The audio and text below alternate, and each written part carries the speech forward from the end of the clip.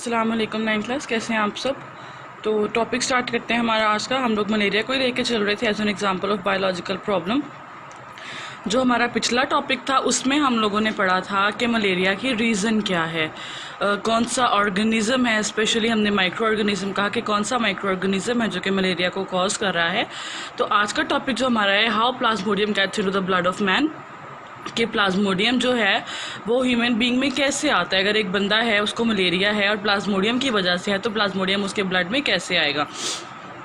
इससे पहले अगर हम डिस्कस करें तो मलेरिया से एसोसिएटेड जो है ना वो दो ऑब्जर्वेशंस बहुत उस टाइम में कंसीडर की जाती थी। एक तो ये कि मलेरिया जो है ये मार्शिस से एसोसिएटेड है, यानी कि दलदली इलाका, पोल्यूटेड वाटर, इन सबसे। दूसरा, मार्शी वाटर को ड्रिंक करने से मलेरिया नहीं होता, जो एक्सपेरिमेंट हम पहले परफॉर्म कर चुके हैं।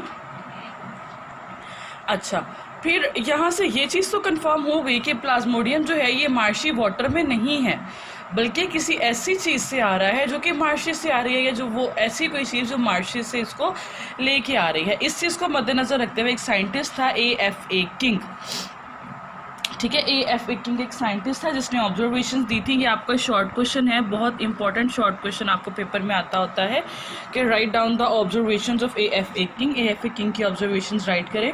तो इसने 3 ऑब्जर्वेशंस दी थी। पहले ये कि people who slept outdoor were more likely to get malaria than those who slept indoor, यानी कि वो लोग जो बाहर खुली हवा में या खुली फिजा में सोने के आती हैं उनमें मलेरिया के चांसेस ज़्यादा है एज़ कम्पेयर टू दोज जो अंदर कमरों वगैरह में सोते हैं। दूसरी observation, people who slept under fine nets were less likely to get malaria than those who did not use such nets, यानी कि वो जिस तरह आप नेट समझते हैं, जाली इस्तेमाल की जाती है। ये पीछे मच्छरदानी का बहुत ट्रेंड चला था, इसके अलावा भी बेसिक नेट इस्तेमाल की जाती है सोने के लिए, स्पेशली गर्मियों में।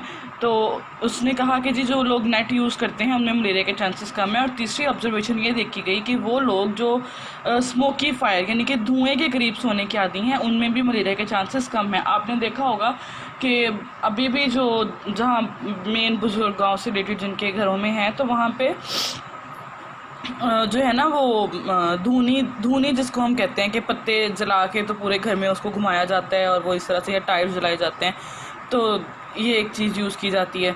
तो वो लोग जो स्मोकी फायर के नज़दीक सोने के आदी हैं उनमें मलेरिया के चांसेस कम होते हैं एज़ कम्पेयर टू दोस्त जो इसको यूज़ नहीं करते। अब इन ऑब्जर्वेशंस को सामने रखते हुए हाइपोथेसिस दी गई, उस हाइपोथेसिस को हम देख लेते हैं। हाइपोथेसिस ये थी that mosquito transmit plasmodium and are also involve in the spreading of malaria. अगर हम इन ऑब्जर्वेशंस को देखें ना, इनको सामने रखते हुए पहले चीज़ यही जहन में आती है, मच्छर से बचाव के लिए जो है, मस्कीटो से अपने आप को बचाने के लिए इस किस्म के सारे जो तरीके हैं ये इस्तेमाल किए जाते हैं। तो फिर यही हाइपोथेसिस दी गई, mosquito transmit plasmodium and so are involve in the spreading of malaria. उसके बाद डिडक्शंस रखी गई सामने, 2 डिडक्शन दी गई थी। पहले ये थी कि if mosquito are involve in the spreading of malaria then, ये स्टेटमेंट इफ़ से देन तक सेम थी। एक डिडक्शन ये थी, plasmodium should be present in mosquito, कि अगर मस्कीटो रीज़न है तो प्लाज्मोडियम जो है वो मस्कीटो में प्रेजेंट होना चाहिए। और दूसरी कि अगर मस्कीटो ही रीज़न है तो प्लाज्मोडियम जो है मस्कीटो की बॉडी में कहाँ से आ सकता है, मस्कीटो उसको मलेरियल पेशेंट से बाइट करके ले सकता है। यानी कि अगर मस्कीटो जो है वो प्लाज्मोडियम की रीज़न है तो प्लाज्मोडियम मस्कीटो की बॉडी में प्रेजेंट होना चाहिए, और मस्कीटो जो है वो प्लाज्मोडियम को कहाँ से ले सकता है, किसी भी मलेरियल पेशेंट को बाइट करके। इसी चीज़ को प्रूव करने के लिए एक्सपेरिमेंट्स परफॉर्म किए गए थे। हम उन एक्सपेरिमेंट्स को आगे देख लेते हैं कि क्या एक्सपेरिमेंट्स परफॉर्म किए गए थे। तो एक्सपेरिमेंट्स जो परफॉर्म किए गए थे उनको देख लेते हैं। ब्रिटिश आर्मी फिजिशियन था जिसने सबसे पहले एक मस्कीटो स्पीशी है पर्टिकुलर जिसका नाम है एनोफिलीज मॉस्किटो, ठीक है, एनोफिलीज मॉस्किटो। हम यहाँ पे 2 मॉस्किटोज़ के नेम पढ़ेंगे, एक है हमारे पास एनोफिलीज मॉस्किटो और दूसरा जो है वो हम पढ़ेंगे क्यूलिक्स मॉस्किटो। इन 2 मॉस्किटोज़ के नेम पढ़ेंगे। एनोफिलीज जो है ये ह्यूमन बींग्स में डिजीज़ कॉज करती है और क्यूलिक्स जो है ये स्पैरोज में डिजीज़ कॉज करती है, ठीक है। तो इन्होंने एक्सपेरिमेंट क्या किया था कि एक एनोफिलीज मॉस्किटो को अलाउ किया था कि वो बाइट करे किसी भी मलेरियल पेशेंट को। जब मस्कीटो ने बाइट किया मलेरियल पेशेंट को, उसके बाद कुछ दिन के लिए उस मस्कीटो को अंडर ऑब्जर्वेशन रखा गया, फिर उसको मार दिया गया। आफ्टर किलिंग द मस्कीटो जब उसको एग्जामिन किया गया तो उन्होंने देखा कि उसके स्टमक के अंदर प्लाज्मोडियम जो था वो प्रेजेंट था और मल्टीप्लाई हो रहा था। तो यहाँ से ये चीज़ कंफर्म हो गई कि प्लाज्मोडियम जो है वो मस्कीटो के थ्रू ही ट्रांसफ़र होता है। मैं रिपीट कर देती हूँ कि एनोफिलीज मस्कीटो थी जिसको अलाउ किया गया कि वो मलेरियल पेशेंट को बाइट करे और फिर उस मस्कीटो को लेटर ऑन कुछ दिनों के लिए रखा गया, उसके बाद उसको किल कर दिया गया। फिर उसकी बॉडी में ऑब्जर्व किया गया कि प्लाज्मोडियम जो था वो उसकी बॉडी में प्रेजेंट था। ठीक है, ये तो एक बेसिक चीज़ हो गई जो पहले हम लोगों ने पहले डिडक्शन दी थी कि if plasmodium is the cause of malaria then if mosquito is the cause of malaria then plasmodium should be present in the body of mosquito. तो ये चीज़ यहाँ से परफॉर्म हो गई। अब अगला लॉजिकल एक्सपेरिमेंट जो था ना वो ये था कि जो इन्फेक्टेड मस्कीटो है इसको अलाउ किया जाए कि वो किसी भी हेल्दी पर्सन को बाइट करे ताकि ये देखा जाए कि मलेरिया होता है या नहीं होता। तो यहाँ से मैं एक चीज़ आपको बताती चलूँ कि साइंटिस्ट जो है ना वो कभी भी ह्यूमन बींग्स को डायरेक्टली एक्सपेरिमेंट्स में यूज़ नहीं करते। यहाँ मैंने शॉर्ट क्वेश्चन मेंशन कर दिया आपको कि आपको पेपर में शॉर्ट क्वेश्चन आता था why human beings are not directly use in the experiments. तो उसकी रीज़न ये है कि ह्यूमन बींग्स की जो लाइफ है वो मच प्रीशियस है as compare to other organism. अगर हम एनिमल्स की या प्लांट्स की बात करें तो ह्यूमन बींग्स की जो लाइफ है इसको मच प्रीशियस कंसिडर किया जाता है और समटाइम रिजल्ट्स जो हैं वो बहुत सीरियस हो सकते हैं that they can even cause the death of the person. तो इन चीज़ों को सामने रखते हुए फिर ह्यूमन बींग्स को एक्सपेरिमेंट्स में यूज़ नहीं किया जाता। तो इसी चीज़ को मद्देनज़र रखते हुए पहले एक्सपेरिमेंट जो है वो परफॉर्म किया गया स्पैरोज़ के ऊपर। जैसे मैंने आपको बताया था कि क्यूलिक्स मॉस्किटो जो है वो स्पैरोज़ में डिजीज़ कॉज करती है। तो बायोलॉजिस्ट जो थे उन्होंने एक्सपेरिमेंट क्या परफॉर्म किया कि क्यूलिक्स मॉस्किटो को अलाउ किया कि वो ऐसी स्पैरो को बाइट करे जिसको मलेरिया हो।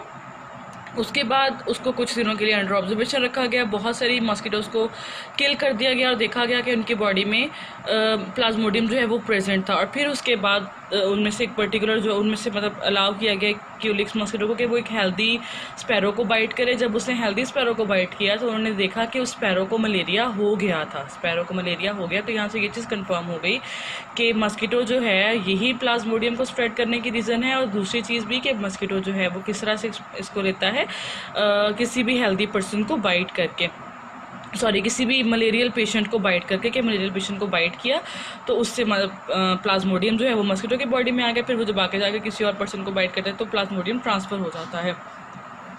अब एक्सपेरिमेंट्स कंफर्म हो गए थे, सिर्फ ये देखा था कि क्या वाकई ह्यूमन बींग्स में भी ऐसा केस है। तो 1898 में सेम एक्सपेरिमेंट जो था ये ह्यूमन बींग्स के साथ परफॉर्म किया गया था same in the same manner कि पहले जो एनोफिलीज मॉस्किटो थी उसको अलाउ किया गया कि वो मलेरियल पेशेंट को बाइट करे। फिर उसके बाद कुछ टाइम के बाद उसको अलाउ किया गया कि वो हेल्दी पर्सन को बाइट करे। और फिर ये देखा गया कि हेल्दी पर्सन जो था उसको मॉस्किटो जो उसको जो है मलेरिया उसको हो गया था। ठीक है, तो ये एक्सपेरिमेंट्स जो परफॉर्म किए गए थे। तो यहाँ पे हमने दो चीज़ें पढ़ ली। पहले ये कि प्लाज्मोडियम जो है वो रीज़न है मलेरिया की, और दूसरा ये कि प्लाज्मोडियम ह्यूमन ब्लड में कैसे जाता है। ये हमारा आज का टॉपिक था। अब हम इस टॉपिक की रीडिंग करेंगे। कल का जो हमारा टॉपिक होगा इंशाल्लाह उसमें हम कुछ डिफरेंसेस पढ़ेंगे क्यूलिक्स और एनोफिलीज मॉस्किटो के।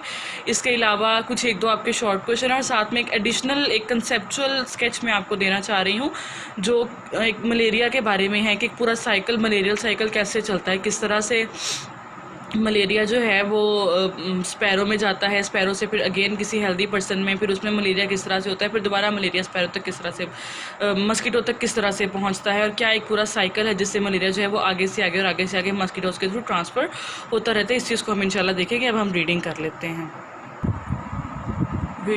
हैं आज के टॉपिक की। टॉपिक हमारा स्टार्ट हो रहा है बायोलॉजिकल एक्सपेरिमेंट्स यहाँ से। Next biological problem was to learn about how plasmodium gets into the blood of man. Biologists were having following observations. Malaria is associated with marshes and drinking water of marshes does not cause malaria. उसके बाद आगे फिर वो देखें, वो कहते हैं from this observation it can be concluded that plasmodium was not in the marsh water but it must be carried by something that comes to marsh water. In 1883, a physician A.F.A. King listed 20 observations. Some important observation of King were, ये आपको paper में short question आता है, what was the observation of A.F.A. King, या list the important observations of A.F.A. King. तो आपने इसको इसी तरह से लर्न करना है, ठीक है. पहली ऑब्जर्वेशन थी, people who slept outdoors were more likely to get malaria than those who slept indoors. People who slept under the fine nets were less likely to get malaria than those who did not use such nets. Individuals who slept near smoky fire usually did not get malaria. फिर ऐसे ही इसकी hypothesis on the basis of these observations King suggested a hypothesis. तो hypothesis थी mosquitoes transmit plasmodium and so are involved in the spreading of malaria. Then following deductions were made considering the hypothesis as true. If mosquitoes are involved in the spreading of malaria then plasmodium should be present in the mosquitoes. A mosquito can get plasmodium by biting a malarial patient. तो उसके बाद फिर आगे देखें, आगे वो कहता है In order to test the above deductions, Donald Ross, a British Army physician working in India in 1880s, performed important experiments. He allowed a female Anopheles mosquito to bite a malarial patient. He killed the mosquito some days later and found Plasmodium multiplying in the mosquito's stomach. ठीक है, उसके बाद the next logical experiment was to allow an infected mosquito to bite a healthy person. If hypothesis was true, the healthy person would have got malaria, but scientists avoid using human beings for experiments when results can be so serious. Ross used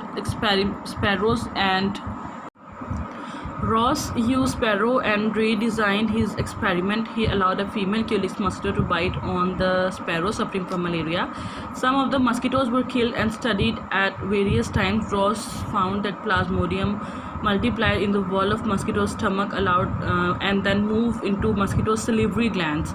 He kept some mosquitoes alive and allowed them to bite a healthy sparrow. Ross found that the saliva of the infected mosquito contained Plasmodia, and these entered the sparrow's blood. When he examined the blood of these previously healthy sparrows, he found many Plasmodia in it. अच्छा, यहाँ पे आपने एक चीज़ notice की होगी कि यहाँ पे ना फीमेल मस्किटो का वर्ड बार बार आ रहा है, मेल मस्किटो का तो जिक्र ही नहीं है, फीमेल मस्किटो का वर्ड बार बार आ रहा है. उसकी रीज़न ये है कि डिजीज़ जो है वो हमेशा फीमेल मस्किटो कॉज करती हैं. मेल मस्किटोज़ जो हैं वो डिज़ीज़ कॉज नहीं करते हैं, और मस्किटोज़ जो हैं ये ऑल द सीजन्स भी ब्लड नहीं करते. बेसिक इनका जो फीडिंग है वो फ्लावर नेक्टर पे होती है. जस्ट द टाइम जब इन्हें अपने बेबीज़ के लिए, जब इन्हें एग्स के लिए या लार्वास के लिए नरिशमेंट चाहिए होती है, तब ये ह्यूमन ब्लड को प्रेफर करते हैं, और ज़्यादातर फीमेल मस्किटो जो है वही बाइट करती है, और डिज़ीज़ जो है वो हमेशा फीमेल मस्किटो कॉज करती है. मेल मस्किटो कभी भी डिज़ीज़ कॉज नहीं करता. तो ये आपका शॉर्ट क्वेश्चन है, why female mosquito need the blood of mammals और बर्ड्स. तो इसका आंसर है female mosquitoes need the blood of mammal और birds for the maturation of their eggs. बहुत इंपॉर्टेंट शॉर्ट क्वेश्चन है, आपको पेपर में आता होता है. ठीक है. अच्छा, अब एक्सपेरिमेंट जो ह्यूमन बीइंग पे परफॉर्म किया गया. In the end the hypothesis was tested by direct experimentation on human beings. In 1898, Italian biologist allowed an Anopheles mosquito to bite a malarial patient. The mosquito was kept for a few days and then it was allowed to bite a healthy man. This person later became ill with malaria. In this way, it was confirmed that mosquito transmit Plasmodium and spread malaria. This is all from my side today. कोई भी question हो तो आप पूछ सकते हैं. Thank you so much.